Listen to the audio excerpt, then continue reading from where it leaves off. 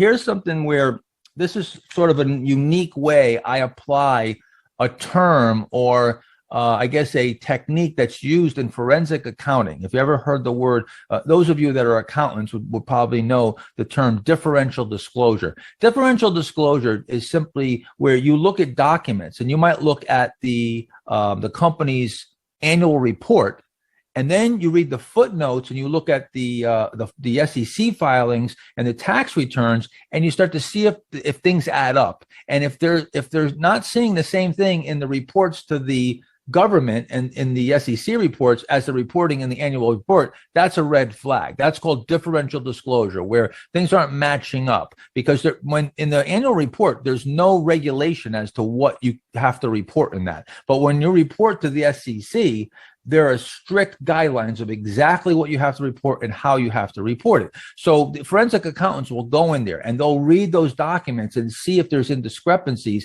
and they'll read all the footnotes. Well, now that's something where I'm not using forensic accounting, but I applied differential disclosure in another way, and I look at it simply, and it's basically like what O'Neill was saying. I took that to heart and started studying these stocks and seeing that so often you'll get stocks will act completely different than you would ever think based on the underlying fundamentals. Here's a perfect example. Crocs comes out with earnings up 144%.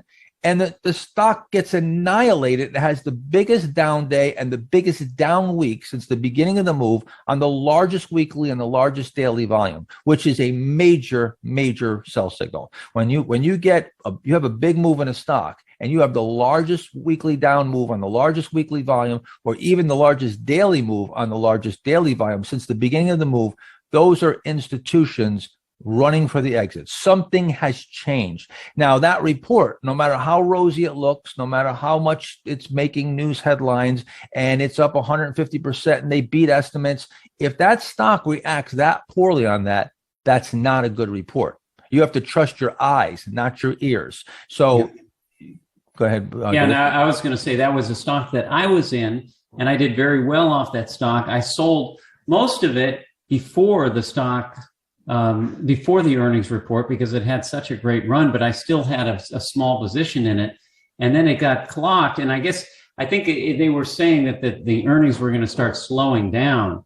But you can see, even though I suffered a loss on that last remaining shares that I had, I mean, I guess looking at the chart on the right side, you can see, that sale is just an unbelievable sale because the stock almost went under. I mean, it almost went to zero. It was down, well over 90% after it had that big decline. Now, here's where we're going to go into what David was just talking about earlier, was that very often what will happen, and same thing in the case of Crocs, you have where the stock tops, but the bad earnings don't come out yet. This happens all the time. Sometimes you'll get a whiff of deceleration. And in this particular case, you can't really call triple digit going from 333 to 144 really deceleration. Once you're at triple digit earnings, those are huge enough earnings to be considered great earnings regardless. However, you can see as the quarters go on, look where the bad earnings come in, the negative earnings come in after all the damage is done. Almost all the damage is done, and then all of a sudden now comes the bad news. Yeah, and I've also found too that when stocks surprise, when they have great earnings growth and it's much greater than expected, that after about 3 of those surprises, people start catching on and the expectations get higher and higher. So you have to be careful after the stock has surprised for 3, even 4 quarters, that look exactly what happens when the earnings are reported. What is the reaction with the stock? Right. And that can give you a clue to the direction. Here's a stock that I was in coming off the 1990 bear market. I bought Vicor coming out of an IPO base, and you can see, again, look at the earnings. You get these big triple-digit earnings. That's what's driving the price of the stock, because again, this can grow the company at such a rapid rate. And then after the stock gets clocked and it has this big giant decline, Now, see the earnings, they come in. Now you get the 0%, +8, -7, -13. Now all the growth's gone, but it's too late. Just like Dave said earlier, selling on the technicals. We have a whole entire section on selling, and we're gonna give you a bunch of selling rules and all that. So we don't want to jump ahead too much here, but right now we're just going to show you the fundamentals and exactly how to apply them, and then we'll bring everything all together going forward. But I just want to show you some of these examples. Here's another one where stock breaks on a good earnings report, quote unquote good earnings report, right? EPS up 46%. 38% versus 37. They beat estimates by a penny, not by much, but they beat estimates. Sales up 36%. Estimates were for 282 million. They came out with 288 million, so they beat estimates there. Stock gets killed, right? Look at this. Later on, after it goes down, it turns into a serial gapper. Big giant gap. Now the stock's down, I don't know what percentage here, but huge. Now the pain comes on the earnings. Now EPS down 27%. Sales negative. See, this is where the stock is discounting. It's discounting the future, and institutions are running out of the stock. This is the exact opposite. And what stage is this? Take a look right here. What stage is this going into? Stage 4, right? That's why you don't want to be in stage 4. You don't want to be anywhere around in stage 4. Now, also, company issued guidance. This can also act like earnings.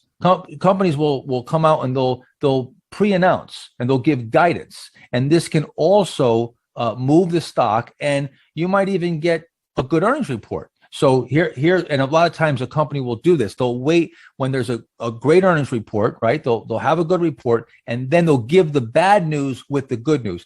This is never going to trick Wall Street. So they're going to figure this out, and the stock's going to react. So perfect example was Netflix when it had a top here back in 2011. So earnings 57%, beat by 14 cents, but they guide lower. Stock tops. Now it comes off hard, right? EPS 66%. They beat by 22 cents, but they guide lower again. So this, again, guidance was really telling the story here. So you gotta treat, like Dave just said, it's the reaction. It's the reaction to the guidance. It's the reaction to the earnings. And you've got to get good at deciphering this reaction and putting two and two together. Does it make sense? Does it make sense that this company's coming out with this huge earnings report, but the stock's down 15%? That doesn't make sense. Differential disclosure, right? There's more examples here. We can pass over this and just for your own edification. But here's another thing I want to point out here, and this was really a good or this was really something that in the 1990s, when we had the .com era, there were a whole bunch of stocks that, if you go back, there's some videos probably on YouTube that I was on TV shows saying that these companies have nothing to offer and they're eventually going to go bankrupt. However, it was a huge opportunity in it because they were very popular and they were trading on the prospects of a new technology, a new industry, the internet. And a good company doesn't necessarily make a good stock, and a bad company sometimes actually makes a good stock. If they're growing the earnings or they're growing the sales, or even sometimes you don't even have earnings and sales, and the stock is doing so well because the industry is so hot. Here's a perfect example. Macy's is around since 1858, 130,000 employees at the time, 25 billion in revenue. TILRAY, founded in 2013, 330 employees with 28 million in revenue, virtually a non-existent company on the in stock market terms. Stock advances 1,000% in 5 weeks. Okay, so again, now what I really want to point out is the reverse of this, because so many people, and Dave, I definitely want you to chime in on this. How many people do you think now are going to be buying Amazon, when it finally tops someday, and Amazon and Google and Netflix and PayPal and Facebook and all these nifty 50 stocks of the new age, FANG stocks, if you will, when they top and they're down 30, 40%, How many people do you think are going to be in there buying the heck out of them, think they're getting a bargain, doing exactly what they did, what I showed you earlier, the broken leader? You want to stay away from the broken leader? That's exactly what's going to happen. We're setting up a whole generation for huge losses because they're going to think that a good company makes a good stock and ignore stage 4. Yeah, and that's something that we've, I've mentioned earlier, Microsoft, one of the greatest companies around, but went sideways to down for 16 years. So you always get that out of your mind, the difference between a great stock and a great company. You want both. You want a great company, you want a great stock. If you can get both of those, you're probably going to have a great move. But as you said, I mean, it's amazing. Some of the companies, even now, that have had big moves, and they don't really have great fundamentals. Right. So now here's where the real power comes. And I think I've asked you this before, Dave. When you go back and you take a look, O'Neill played for the big moves, and he'd build big positions in some of the key leaders. How many times was O'Neill in a stock and building a big position and staying with it for a long time in a company that didn't have the earnings? Oh, I can't even remember him being in a stock that didn't have earnings. I mean, even something like Amgen, it started off, and I guess, it got approval and it started up, but they quickly started, making tens of hundreds of millions of dollars off their new drugs. So Amgen was making money. They had earnings. Yeah, they did have earnings. Yeah. And so every example I can think of were stocks that had earnings. Yeah. And so now, the reason why, again, when we go back and you look at what drives stocks, it comes down to earnings. And it's either, it's either expectation of earnings or the actual earnings themselves. But what we found is, by looking at and studying history, is that 70%, 7 out of 10 of the biggest winning stocks and the fastest moving stocks, the earnings are already on the table. They're already reporting strong earnings. So the majority of time, you don't have to guess. See, that's the thing. You don't have to guess. All you have to know is what a stock has done. You don't need to know where it's going or what it's going to do. You just need to know what it's done and what to expect and get good at responding. So one of the things that we look for is what we call quarterly earnings acceleration or sequential acceleration. And again, another benefit of using a product like MarketSmith, where they're going to figure out below the chart, you're going to see 4 quarters. And we're going to get into looking at MarketSmith charts later, but you're going to get the 4 quarters, and they're already going to show the year-over-year percentages, because you're going to compare year over year for each quarter, because that takes out any kind of seasonality and all that, and you're comparing apples to apples. And then from there, sequentially, this is where you want to see acceleration. And acceleration can even be going from negative to positive, and then from positive to even more positive. And you can even look forward and look at the estimate for the next quarter and see if it's even estimated that there's going to be acceleration. I always look at 1 or 2 quarters going forward, as well as looking back 4 quarters. So you want to see that acceleration.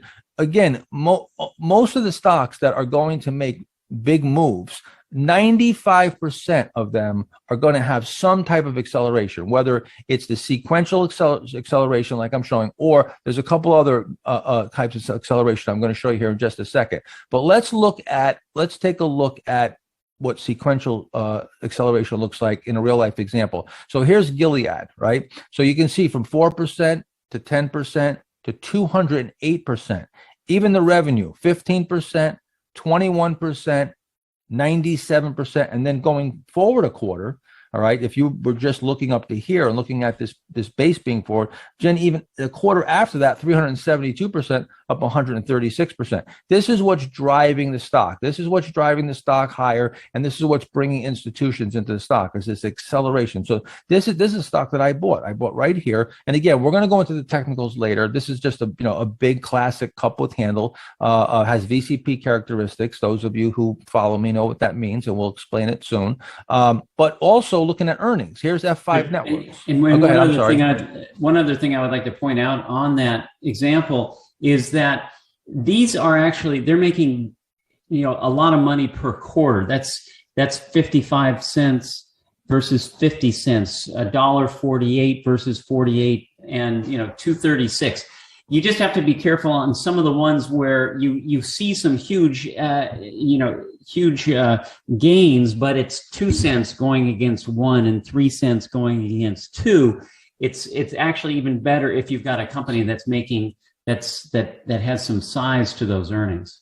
Yeah, and we're not talking about going with just mega cap companies. You can, small cap and medium cap are great. We love those. But what David's pointing out, and I think we should even add to that, is that we want to stay away from the penny stocks, the $2 stocks, the $3 stocks, and now they're reporting 1 penny versus 2 pennies in earnings, and the low price stocks. The reason why that you want to stay away from the really low price, particularly under $12.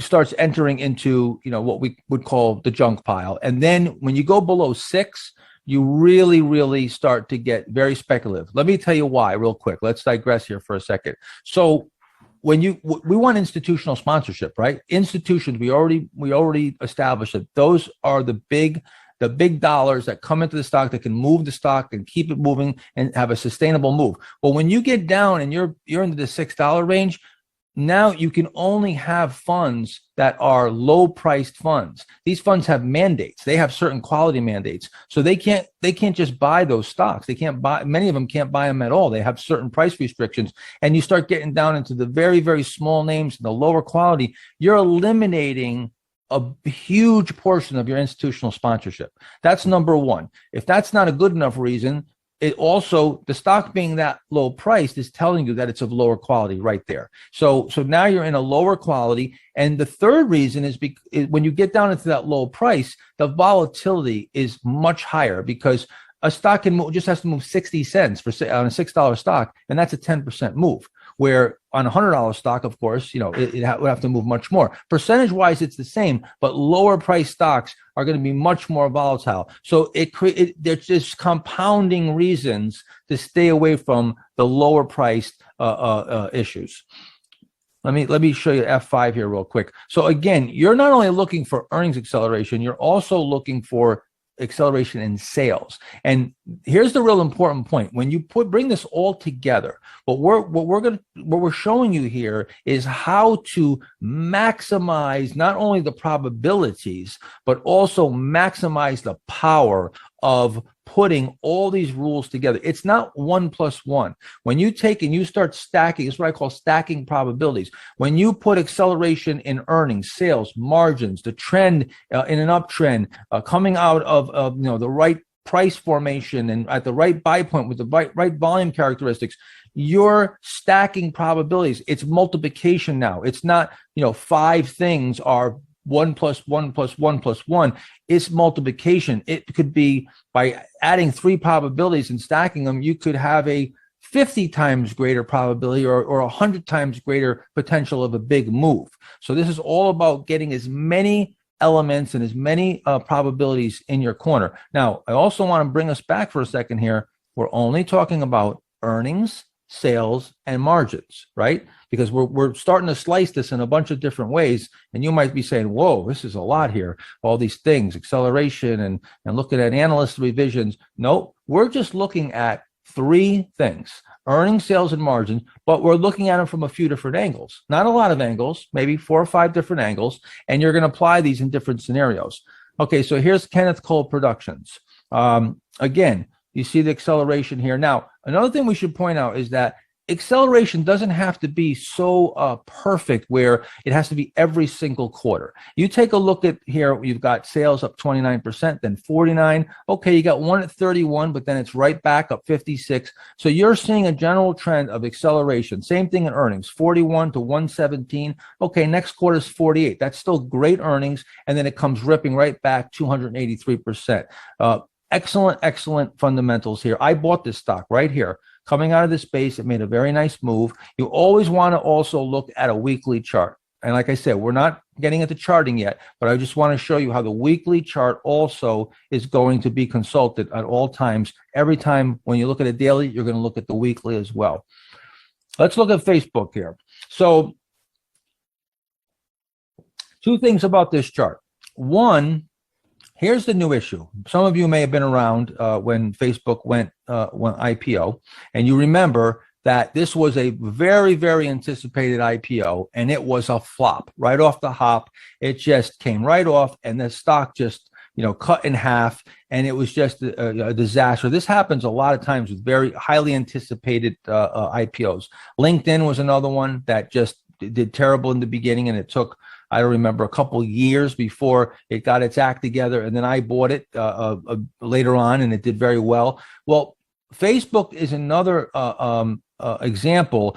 Look at the earnings. You see earnings 0, 13%, 0. Revenue was good, but it wasn't translating into any earnings. But then look at this. All of a sudden, the stock explodes, and look at the earnings: 58, 108, 82, 183, 121. See, this is where you start compounding. Look at the revenue: 53, 60, 63, 72, 61. Big, big numbers. Now, another thing that I do, if you don't have every quarter accelerating, perfectly, I sometimes just look at a 2-quarter average, and I want to see if the general trend. And if you took a 2-quarter and you average each 2 quarters, you see 6, 29, 83, 95, 132, 152. You have perfect acceleration, and that's what's driving the stock. Okay.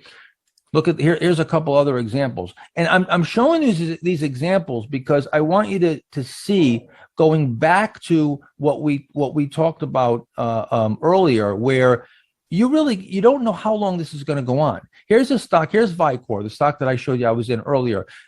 Average quarterly growth through this stage 2 uptrend was 130%. A huge number. And it went on for 1, 2, 3, 4, 5 quarters. So that just 5 quarters of this kind of growth can propel a stock like this. So imagine if there's 8 quarters, 10 quarters, 12, 15 quarters.